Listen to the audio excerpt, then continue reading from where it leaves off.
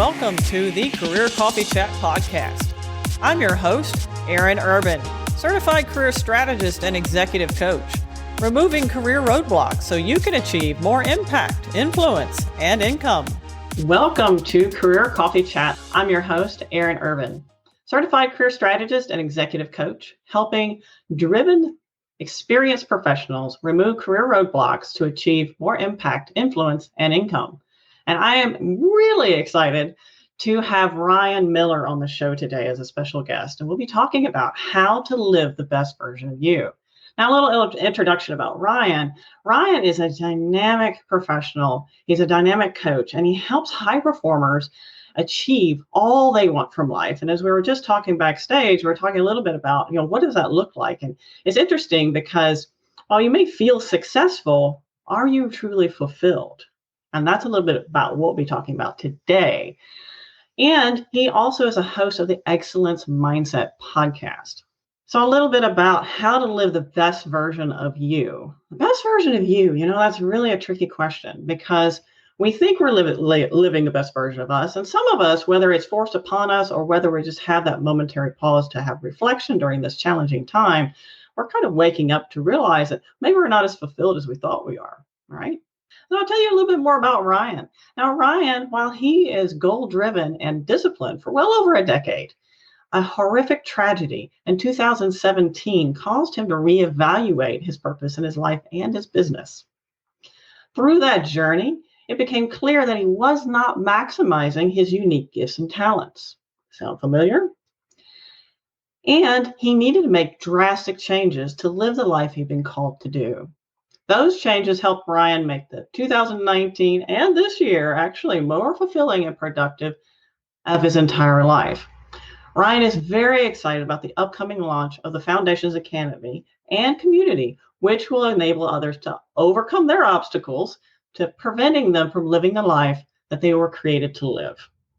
And without further ado, I'm happy to welcome Ryan to the show. Ryan, good to see you. How are you doing? Hey, it's been so long. I know. I'm good. Good morning. So I'm just saying hi to some of the excellent people that have joined us so far on the show. We got David, Alethea, Kim, Rosanna, Joshua, Cindy. They're all in here tuning in and anxious to hear what it is. What does that mean to live the best version of you? Yeah, that is such a great question. I think I should have just had something super powerful to say. No, you shared a little bit of, my backstory in my bio. And, so for me, for the first 15 years of my professional career, I was goal-driven. I was very successful in sales. I worked for a large publicly traded company. I was doing well there. I started a business. I was doing well there. Things were just going really well. Financially, things were good. Family at home was good. I live in Orange County, California, which, it takes a lot to live here and sustain life. And so all in all, things just looked pretty good. And then I had this massive gut punch, which was, my wife and I and 5 of our friends were in the crowd in Las Vegas when the mass shooting took place. And we lost a friend that night. And so going back to work 2 weeks later, I was sitting in my office. I think it was the first or second day I was back. And I remember saying to myself, what in the hell are you doing with your life? And that was so crazy to ask. I'm sure, as a coach, you get this same thing. It's my life was together. I was disciplined. I was goal-driven. And so how could I ask myself such a question? And as I began to unpack that, it took me 7 months to do so, I recognized that I was not living the life I was called to. I was living a good life. I was living a successful life, but my life was missing components that were allowing me to truly be filled up on a day in and day out basis. So that is the beginning of what I believe it means to live the life that we've been called to. And that's so powerful, Ryan. Thank you for sharing that.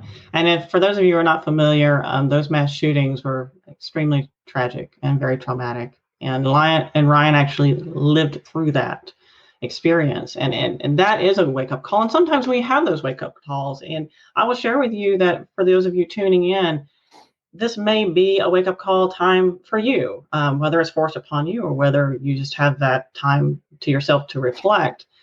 And are you filled up? Are you living the life you've been quote unquote called to do, or do you feel that sense of fulfillment? Mm. And if you don't mind tuning in and just drop a few notes in the chat, are how do you resonate with what Ryan just said? Do you feel like you're living that life you were called to do, or living your passion, living your dream? And Ryan, and speaking of passion, do you feel like that is what you were missing? What was it you feel like was missing, that component, that missing part of that puzzle for you? Yeah, there was a lot of unanswered questions. And so as I began this kind of huge step backwards or rewind, I started back at, and this was, you introduced, talking about this Foundations Academy and community that I have. It was going back to the foundation of who I was. And so I had to start by answering the question, which was, who am I? And what have I been called to?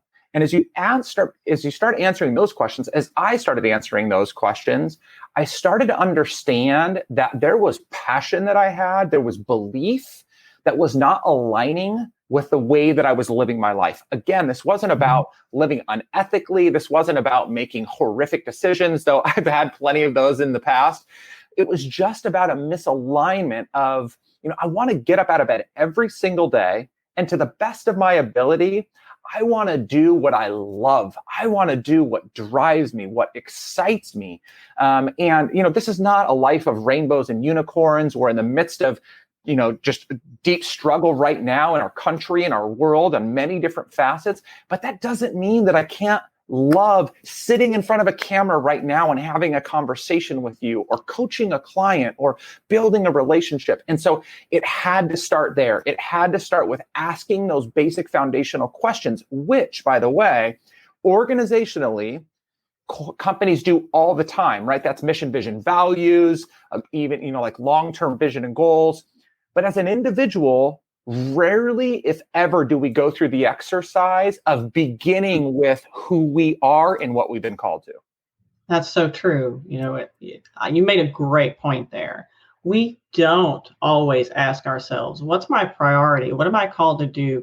And hey, what are my gifts? Because we love to talk about passion. And I think passion's great. And passion can be a double-edged sword sometimes. I'm passionate about cycling. However, you will never see me in the Tour de France because that's just not my gift. So what's your gift? And sometimes those gifts aren't sexy, but they're oftentimes aligned with your vision, your mission as a person, what lights you up and what brings you energy. So Ryan, when you're working with people and when you're coaching them, when you're trying to drill down to the heart of what that foundation might look like for them, what are some questions that you ask them? Yeah. So really one of the basic things that I begin by asking is, what gets you up out of bed every single day? And again, it sounds so soft early on for people, but I want to know, what is it? Like, one of the things that drives me, and again, I say a lot of things that people are like, you probably shouldn't say something like that. But, one of the things that motivates me and really gets me out of bed, drives me to hustle, to sell, to serve clients, is fear. And it's a healthy fear birthed from the fact that back in 2011, when I started my coaching and consulting practice, it was a bumpy road for 18 months. And my wife was at home with 2 young kids. We didn't have a lot financially. I was trying to sustain a mortgage. We were really struggling. And we didn't get to enjoy nice new cars or out to dinners and things like that. And so there is this healthy fear inside of me that I want to do everything in my control to never put my family back in that financial position again, or that experiential position again. And so, it's not just I get up out of bed for my family, though I do. I love my wife and my 2 daughters dearly. But beyond that, it's I am fueled to do everything in my power to prevent them from being there, right? Especially because that wasn't their fault. They didn't put themselves there. I did. And so, those are the things I begin by asking is, what gets you out of bed? And I love what you said, Aaron. Passion can be misleading because sometimes, again, like you said, Tour de France, I love to play, let's just say basketball. I'm never going to play in the NBA. And so we need to incorporate a lot of self-awareness, which again, people like to claim they have. Typically they don't. But going through the exercise of self-awareness, we can begin to understand where our gifts and talents align with our passions. And maybe, for you, right? I mean, you can't be in the tour, but you can enjoy a lot of cycling, and maybe that fulfills a different part of your life. And so again, it's once I understand the passion of what burns inside of you, then gain the strengths and abilities that you have, then we can begin to test those against each other to see what kind of direction we can go in. That's very powerful. Yeah, thank you for sharing that. So for those of you tuning in right now, if you don't mind, share with us, what do you feel your gift or your passion might be? And just know that gifts and passion are a little bit different. Passion is probably something that's burning desire and you're super excited about, and gifts may even fly under the radar. You're probably not even aware of them. In fact, most people's gifts, you take them for granted. They come natural, right? And you just think to yourself, has there ever been a time where someone said, oh, you do XYZ so easy and that's really tough for me? And you're like, oh, it's no big deal. It's just, just comes naturally. Well, if it just comes naturally, probably are gifts. So feel free to share with us this morning and share with us some of the thoughts that are bringing up to you during our chat. What might be your gift? What might be your passion? Do you feel like you're meeting that where you are right now in your careers? Because I don't know about you, Ryan, but I know a lot of us, and myself included, sometimes we're not living our dream, we're living someone else's dream. Do you find that oftentimes? Oh, yeah. That again, and I want to start off by saying that just because I'm speaking out about something does not necessarily mean it's wrong. But we live in a society, and thankfully we're kind of coming back around from this, but that like preaches the hustle hard mentality and the grind it out mentality. On top of that, we are all showcasing the very best of ourselves online. And we want to build this brand that is shiny and everybody sees as well. And we all want to talk about our successes, but we only want to talk about our failures in private. And so this life has been shaped for us by all of these influences from the time that we were raised by our parents or whomever, all the way to today. We're being influenced by all of these different things. And so when you said that, the life that basically somebody else has told us to live, that's where most of us are at. It's not bad though, right? It's not bad to work a corporate job and hustle hard and make good money and be successful. You just have to make sure that that's really what you want, because if you ever get to the end of your life, and these are the cheesy things, but you look back and you think to yourself, like, I wasted my life chasing somebody else's dream or passion, like how horrible would that be? Yeah, you're absolutely right. I know I shared with you earlier when we were backstage that there was a point in my life where I was living the American dream, right? I was living someone else's idea of what's good for me.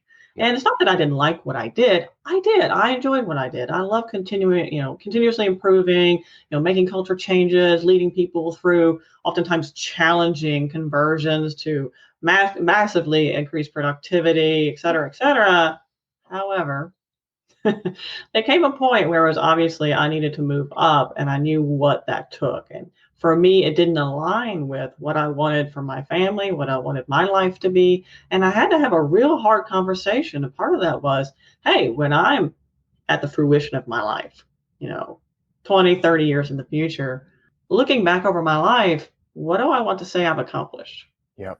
Whenever I hit somebody with that, Ryan, I don't know about you, but they're like, whoa. Yep. Yeah.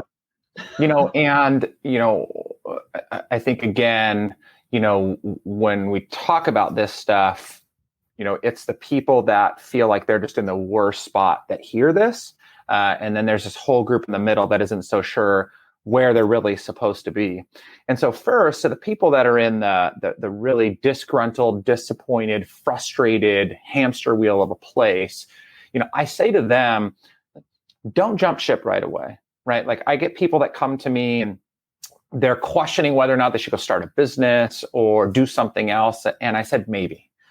But we should never be driven out of a scenario. We should always be drawn into something. And so, but that takes a lot of self-awareness, right? So when you, and I know we've had conversations about this offline, when you did that for yourself, you already had a lot of self-awareness and intuition, and you were able to navigate that water pretty well. Most people just don't have that level necessary to be honest with themselves, because you're always questioning, am I jumping ship for the right reasons or the wrong reasons? Is this selfish? Is this, whatever? There's just so many questions that need to be answered. So you want to be careful, because disgruntled does not always mean get out. You may be able to reshape that environment in order to fulfill yourself. On the flip side, for those people that sit in the middle, which I would say that's the majority of the population, it is time for you to start asking questions around where your life is going, right? What is your vision for the future?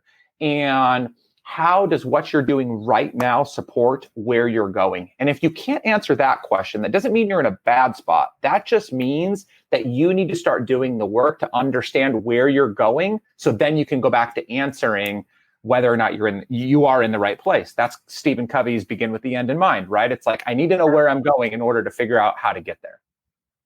Yeah, absolutely. That's so on point. Gosh, are we speaking the same language? I think. I don't know. For a minute there, I thought we were wearing the same color shirts too.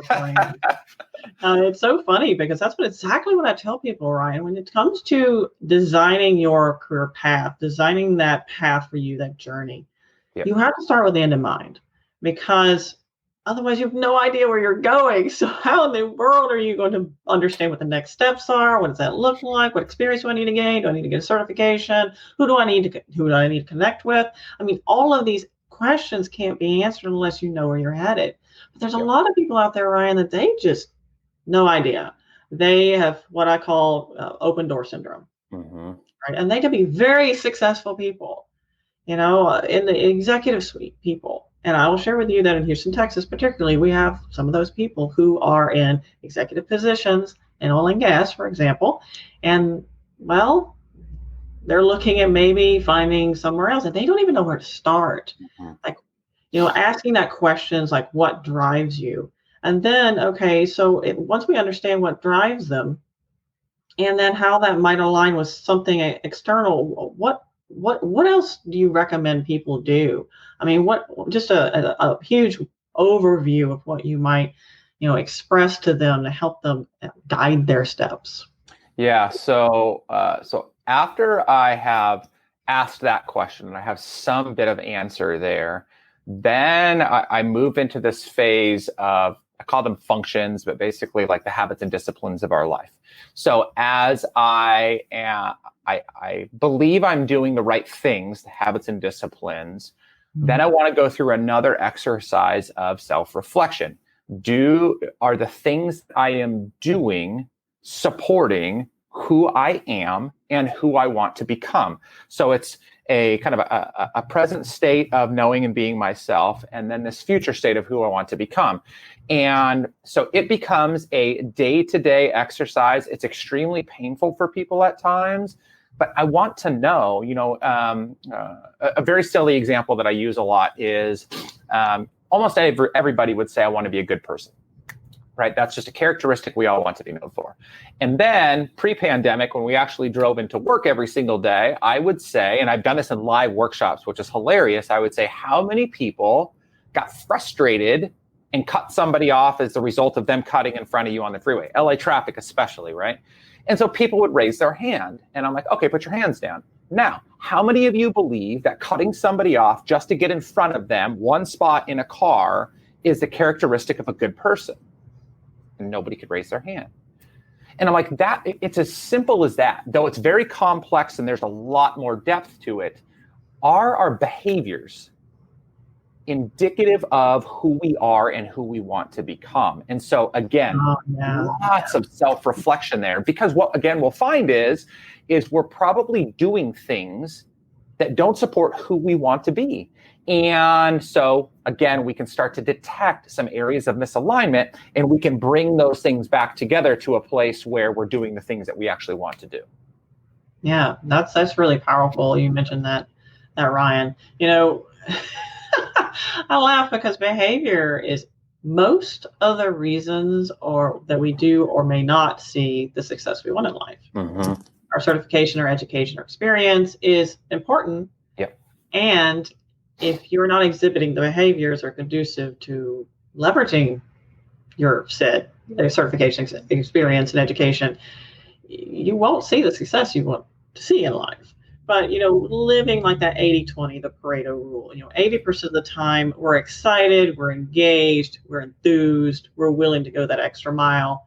And you have the 20% that's not so exciting, like paying taxes, for example. Yeah. Well, okay. So there's something really, really good that you said there. Though we are we're all going to do things that we don't necessarily enjoy, right? As an entrepreneur, maybe you're doing administrative work like that. I loathed that. And so finally I hired somebody to do that for me. Or maybe, disciplining your children, or for all the parents that are at home teaching their kids right now that are frustrated with that. There's a lot of things that we are going to do that we don't like, that we're not gifted in, that we're not passionate about. But that does not necessarily mean that those things can't be fulfilling for us. And here's why. If those things help lead us to where we desire to go. So again, if I don't do billing, invoicing for my clients, my business does not get paid, I don't sustain my family, and we're right back into the position that we are in. So sometimes it's just a reframing of our mindset. Again, not to polish up a turd and call it, a filet mignon. But if we had a different perspective and a different mindset, then we can understand that even the minutia, even the things that just feel like we're grinding it out, those can actually be fulfilling when we understand that they're helping us get to the end. That is, yeah. So it's almost like being hyper present, being hyper intentional, being very mindful about the actions that you take, and understanding, okay, yes, I'm doing this, it's not exciting, and I will net this outcome. Mm-hmm. Because not everything we do is thrilling. For those people who do not like working out but really want to lose weight, you have to embrace the suck, if you pardon my French. And two, I would argue to say that we don't want that to be 80% of our experience. Right. You mentioned earlier on in our conversation about that true grit mentality, work hard, play hard. We talk that a lot in our American culture, and but well, I think by having that mindset, we set up this expectation that things need to be hard. Oh yeah. Which equals kind of unfun and a little bit miserable, and nobody. What do you think, Ryan? Yeah, no, I mean, I think you're spot on in saying that. Again, definitely life is difficult. There are challenges. I don't feel that we should ever turn and run away from an obstacle. I believe that, that is a huge part of how we grow, how we learn, how we develop. And sometimes doing the hardest things are what separate the people that are going to be successful from the people that are not. So I believe in all that. At the same time, life is not about just, everything has to be miserable. It's going to be a grind every single day. I mean, go back to, just because I get on these kind of like one-track minds at times, but you talk about, the Tour de France earlier, and anybody that's familiar with the fact, that over 21 days, these guys are riding thousands of miles on a bicycle.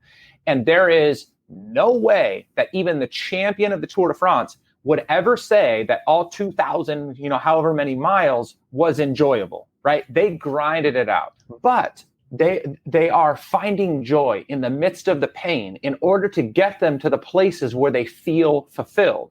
Like this translating back into business. We've talked a lot about the business side of things, but what I actually find to be very telling of a lack of fulfillment in people is most high-performing individuals, which is who I coach, C-level executives, entrepreneurs, business owners. What I typically find is all of their dissatisfaction is rooted in a lack of performance in business, which again, I understand. But when I ask them what gets them out of bed every single day, what they're most excited about, they will typically share something personal with me, their family, their friendships, whatever. And so I'll ask, how in the world do you allow something that falls farther down your priority scale to dictate your emotion, your joy, your fulfillment for the rest of your life? Like you're just totally out of sorts. And it's because they've put too much emphasis on the things that they don't actually emphasize when they articulate it themselves. So again, reframe of the mind and a better understanding of what we're really after is what we need to do. Right. That's great. It sounds like, Ryan, you're doing a lot of work around helping people gain awareness and an intentional mindset and a almost like what I say, turning their reality inside out, because we have this mentality that's been ingrained in us since we were very little, that we need to look at things this way. And what we're doing is, as coaches, we're going in and we're saying, okay, actually, let's take that apart and put it back together in a way that fits it serves your needs. So, resilience is different than grit. Yes. Wouldn't you agree? Yep. Absolutely. Yeah. And again, like we need to develop those skills. We need to build up both of those muscles in us to deal with the challenge, to deal with the hard times, to deal with the frustrations. But this goes the same as like the focus on strengths or weaknesses. We need to develop our weaknesses if we can, but if we did far more work on our strengths, to develop them, to pursue them, to align our actions and activities with them, we would be far better off in the long run. So same thing, like grit sounds really cool. Like everybody wants to grind it out and be known as, the ultra marathon runner that did, everything with 20,000 pounds of extra gear on them or something. I don't know, but it sounds great. But that's not really the life we want. The life we want is we want to experience a great life and we want to get to where we want to go. And we don't want to lose limbs in the process. Exactly. Right. The myth of the grind is what I call it. Yep. Yeah. Yes, there's some things that aren't fun, as we shared earlier in the process. And like John Maxwell says, you have to give up to go up. Yes. And on the flip side, that doesn't mean that every day you're like, oh my God, I don't want to go into work. I don't know if you've been there, Ryan, but I distinctly remember this one morning I was driving into my corporate job in a cubicle farm. Woohoo. And I was driving in Houston traffic and I was like, and it wasn't even the traffic, it was the destination. So when you just find that you are unfulfilled and it's almost miserable, like you're just like, it takes extensive energy and a massive effort of will just to move forward and whatever this path you created for yourself, it might not be actually where you are, it might be where you're headed. That's the problem. Yeah. So, as you're thinking about these questions too, people thinking about asking them of themselves, of answering them. Another thing that you can do is think about the goals you've set for yourself. So I went through this massive awakening. They seem to periodically happen for me at the end of 2018, rolling into 2019. And I did not set a single goal for myself in 2019. And I did that because what I ended up finding is my whole being, at least everything around performance, was rooted in whether or not I was going to achieve a goal. And so, sales goal is here. And if I get there, like everything is amazing. If I don't, then everything is miserable. So, but it never really produced what I want, because what I ended up finding was, number one, we don't really have all that much control over achieving our goals. We think we do, but we don't. I mean, think about like a business owner or a salesperson. If you set a revenue goal, all you can control is the effort you put forth towards achieving that goal. But the decision does not lie with you. The decision lies with your client. And so my joy, my happiness, my level of performance, I'm rooting in somebody else's decision. Like, that's a little bit wild to me, especially when we think about the fact that when we miss the goal, we condemn ourselves, we feel terrible about ourselves, we just go into this pit. But even on the flip side, when we achieve goals, it just becomes a leaping point to another one, which isn't necessarily all bad. But what was the point of putting all this stock into this goal if all you're going to do is just set a new one and go chase something else? It just seems very fleeting to me. And so what I encourage people to do in that framework is to instead think so highly of goals. I say instead, think about what is it that you want to experience in life? Because goals are just a means to an end anyway. And so going to, again, Covey's The End in Mind, what does life look like? Like when I think about the fact that, by the time I'm 50, I'm 42 right now, so 7.5 years, I want to have a house out on the lake, and I want to be able to spend a good majority of the summer there with my kids when they're out of school and enjoy time on the boat. It's not the house. It's not the lake. It's not the boat. It's the feeling that I can visualize having when I'm sitting there floating out on the lake with my wife and my 2 kids, so long as they still want to hang out with me at that time. And the relaxation, being able to unplug from my business a bit and not be able to not have to worry about generating revenue that day. That's what I want. It just so happens that those things are going to help me get there. And so I don't have a goal to buy a house on the lake. I have a goal to experience that life.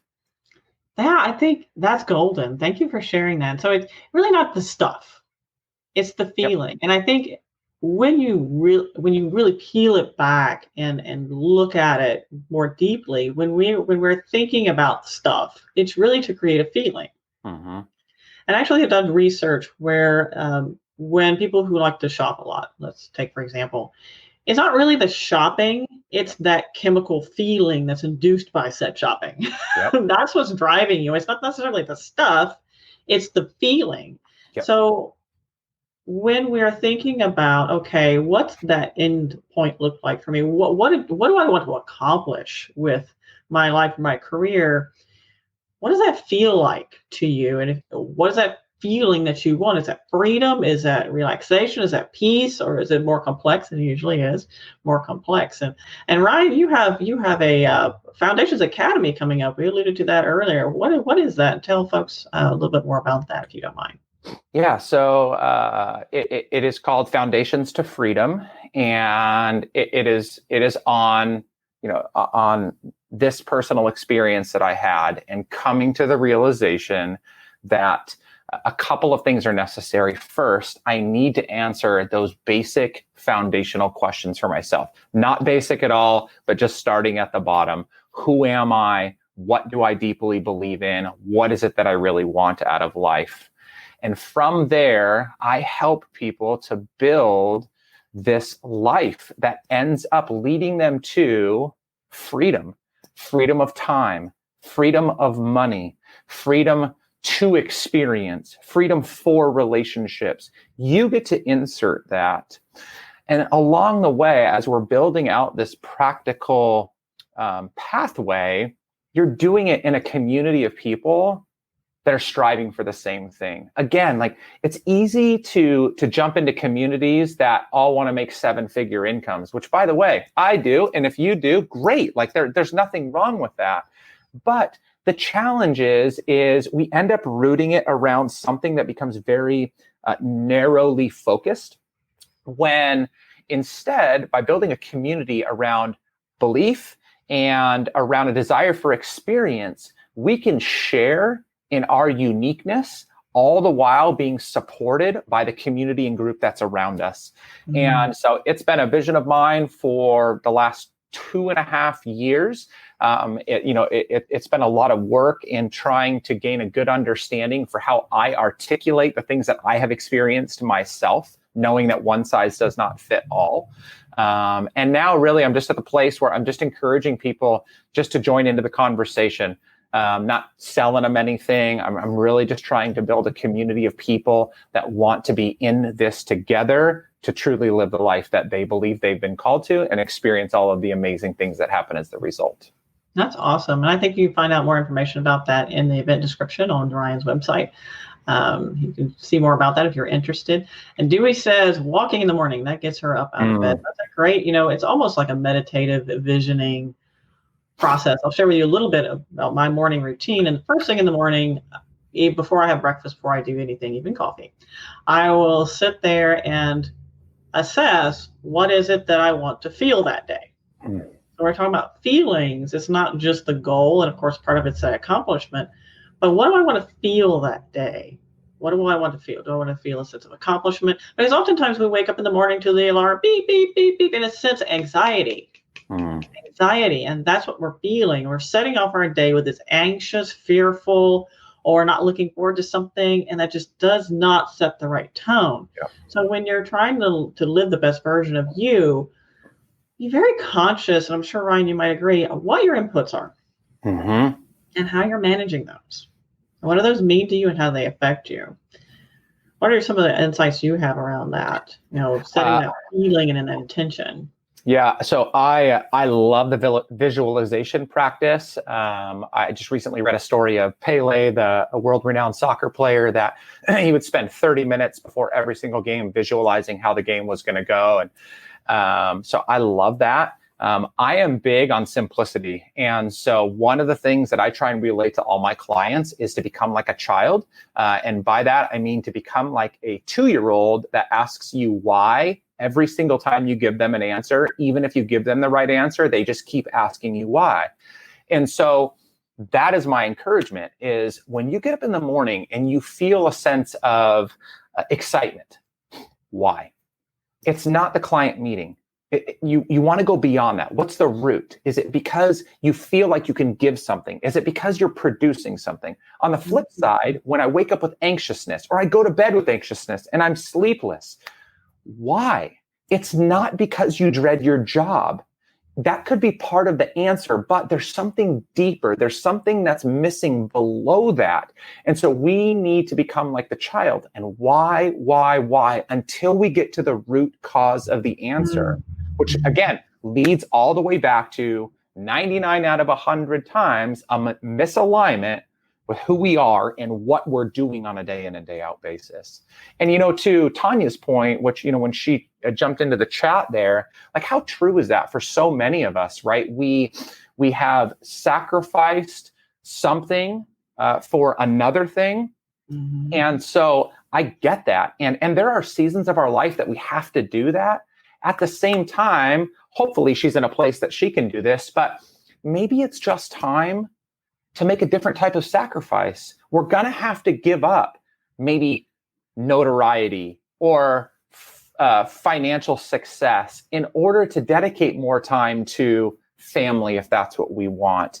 And that's okay, right? We don't need to listen to the narrative out there that says we need to grind it out until we're 100 years old. Like, you do you. You just need to answer the you question. That's right. I tell people, if you love to walk dogs and that's successful for you, that's success. Do not let someone else define what success is for you. It's too easy. And I see it all the time. It drives me crazy. You need to make 6 figures as a coach. I see it all the time. These ads, of course, targeted to coaches. It would be a 6-figure, 7-figure coach. I'm like, oh, okay, great. I know what it takes to get there. And I'm a successful coach, but I'm happy where I am. And it's not that I mind, moving up as a coach, but know that I'm happy and I'm successful. And I don't have to meet anyone's else's expectations. And the same thing goes for the things that we buy. Let's just say, okay, you talk about giving up. Well, okay, so if you want to have an additional vacation every year, maybe that's something that drives you, maybe it's part of your why, then maybe you don't buy the Lexus, you buy a Toyota instead. Yep. Still a good car. Yeah. I know. Yeah. I have Great. I love Toyota 4Runners. Woohoo.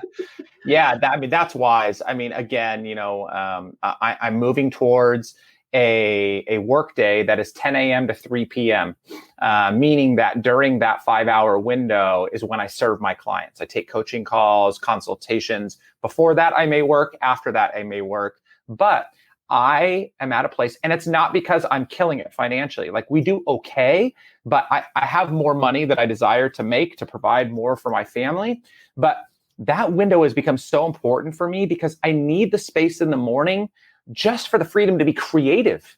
and I need the space in the evening because I want to be able to go to the gym. I want to be able to go home early at times for my family. I know I'm going to give up things by not working until 10 o'clock at night. And I don't care, right? Like, and that's not something that you have to do. That's just what I want to do, right? Let's all just figure out what the terms are for ourselves, not what everybody else tells us we need to do. Absolutely. Absolutely. That's so true. I mean, one of my goals is like at 6:30, 7, no more work, Aaron.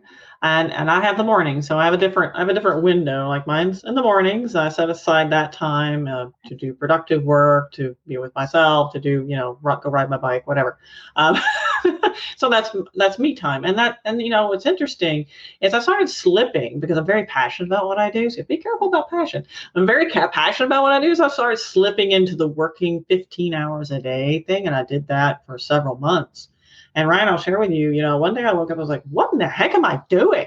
Mm-hmm. What am I doing? I was like, I love what I do. I'm my own boss and I am terrible to myself. I would never stay at a job. This is to me. What am I doing?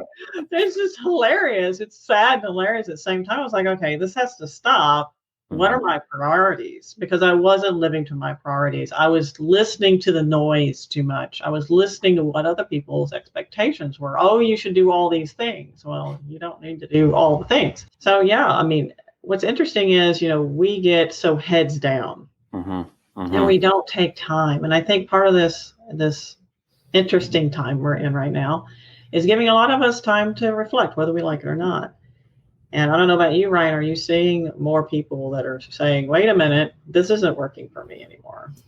Yeah. I think that, the unfortunate side of this pandemic and issues of racial tension in our country, it's just pent up a lot. It's built up a lot more challenge. Is that's piled on to what was already, people were already at kind of their limit. And so now it's like, I'm going to break if I don't figure something out. Mm-hmm. So I think we're seeing that. I also think that anytime we see the reduction in lifespan, so again, around a pandemic, people are losing their lives more quickly. We begin to ask those questions again. If I die tomorrow, have I lived everything I could today? There's wisdom in saving for the future, but don't stock it all up, because you may never get there. And so I think that, I'm hearing a lot of that too, is, they just want to make sure that they're squeezing the most juice they can, out of this fruit of life. Yes, absolutely. I have a plaque in my kitchen that says, live, laugh, love. Like every day is the day. That is the day you have. Yep. And a long time ago, I started embracing like, every day is your masterpiece. Be present and be in the moment. And what's interesting is this particular pandemic, everything that we're going through has empowered me to do that more, because even if I have plans, it's like, yeah. So, and I'm a huge planner, I love making plans. I have all the plans. It's not up to me. It's not up to me. I can't control those things. The only thing I can control is my attitude, my thoughts, my mindset, what I do, and the actions I take, and that's it. And just letting go has been very cathartic for me. Yeah. Being able to work through that, because letting go is very difficult. Now, Christine shared something very powerful here. She says, we're trained to always go for the next big thing. And sometimes we have to remember it's okay not to. And someone asked for you, Ryan, what's the top 3 tips for authenticity? Yeah. So first is you have to do the exercise of asking the questions of who you are. You need to understand your own identity before you can communicate that to anybody else. Number 2 is, once you know, then be that person. So literally just begin to communicate that person to the world around you, going through those self-reflective exercises of making sure that what you are saying and doing is actually aligned to that person. And then the third one is belief. Do you believe that you are who you say you are? We want to be this person, but is it deep inside you? Do you really believe that you are who you say you are, and that in doing so, that you are living out that purpose, living out that, that life that you've been called to. So those are the three things that I would say, you can really focus on to check that authenticity. I mean, for me, I say I'm an open book with many torn pages. If you follow me on social media, you would see that it's ugly. I mean, it's not all pretty. A couple of weeks ago, I shared I had a massive anxiety attack late on a Friday night at home. And I shared that because that's just me. Like, I want to be me, and I want to give people permission to be them, not to mimic me, just to be themselves. And so I feel like by being more of myself, it's giving people an opportunity to be more of themselves. That's very true. And it's okay not to be perfect. Oh, yeah. You don't have to be perfect. And what's also interesting as a coach and as a speaker as well, when you only share the successes, you don't connect. Right. You connect with people when you share sometimes the ugly things. Yep. Like, I'm a recovering perfectionist, and I suffered with confidence issues for most of my life. That's those sorts of things help people understand, oh, okay, so I relate to you and I can connect with you. And when you're more authentically you're actually better able to connect with other people. So true. So Ryan, it's been a huge pleasure. I've had so much fun. I hope all of you tuning in have had a lot of fun as well. And do feel free to check out the event description here in our live event and share this with those people you feel like could live the best version of themselves and use some of these tips to help gain a better life. Ryan, as always, thank you so much. It's been a pleasure. Thank you. Appreciate it. And I'll see you all next time. Thank you for tuning in on the Career Coffee Chat podcast. It's been a pleasure. Feel free to reach out to me. My email is coacheurban@gmail.com or tweet at coacheurban, Instagram coach.eurban, or reach out to my Facebook group, Elevate Your Career. So I'd love to learn more about you, hear your insights, and what questions you have. You can find out more about me at coacheurban.com. And don't forget, please do reach out on LinkedIn. You can find me at Erin Urban. Until next time, cheers. Here's to caffeinating your career.